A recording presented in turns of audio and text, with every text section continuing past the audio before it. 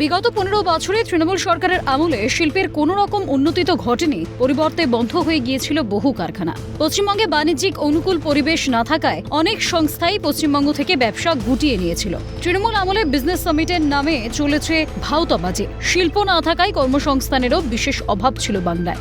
রাজ্যে পালাবদলের পর পরিস্থিতি বদলেছে। রাজ্যের শিল্পের মরা গাঙে জোয়ার আনতে বদ্ধপরিকর বিজেপি সরকার। শিল্পের প্রসার হলে তার হাত ধরে আসবে আরও অনুসারী শিল্প বাংলায়। বেকার যুবক যুবতীদের বাধ্য হয়ে কর্মসংস্থানের আশায় ভিন রাজ্যে যেতে হবে না। হাওড়ার সাকরাইল ফুড পার্কে আমুল প্রায় 700 কোটি টাকা বিনিয়োগে একটি বিশাল মেগা ডেয়ারি প্ল্যান্ট বা বেঙ্গল ডেয়ারি প্রজেক্ট স্থাপন করছে।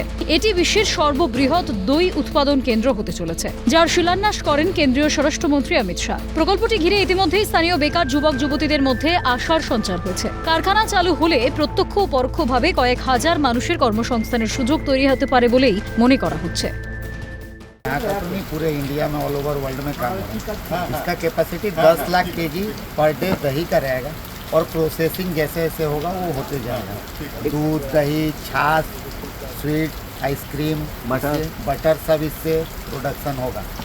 आने वाले समय में 2 साल के अंदर ये प्रोडक्शन के लिए पूरा रेडी हो जाएगा। স্যার বলছি স্যার কত একর জমির মধ্যে এই কোম্পানিটা অবস্থিত? ये 15.76 एकड़ पूरा प्लॉट है ये। इसके अंदर कंस्ट्रक्शन का काम होने वाला है। কত টাকা খরচ হতে পারে এখানে? अनुमानित अभी 700 करोड़ का ये अभी अनुमानित है।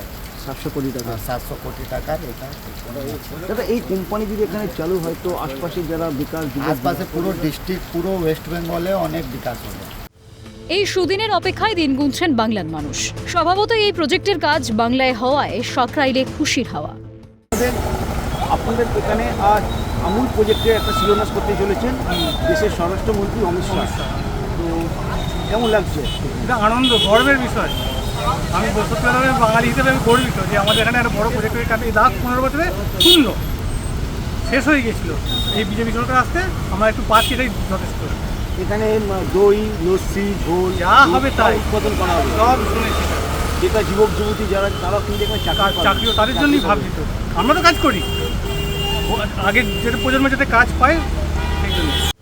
আমুলের হাত ধরে বাংলার শিল্পের আমূল পরিবর্তন হতে চলেছে বলে মনে করছেন বাংলার জনতা।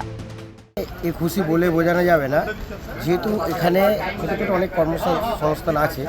সবচেয়ে বড় হচ্ছে আমাদের আমুল আসছে, যেখানে হয়তো 4-5 হাজার লোক কর্মসংস্থান পাবে। তাহলে এর চাইতে বড় খুশি আমরা এখনও পাইনি, এই পেলাম প্রথম। তাই একে দেখে তা আরও বিভিন্ন কোম্পানি আসবে, তা পশ্চিমবাংলার আলাদা রূপ চলে আসবে।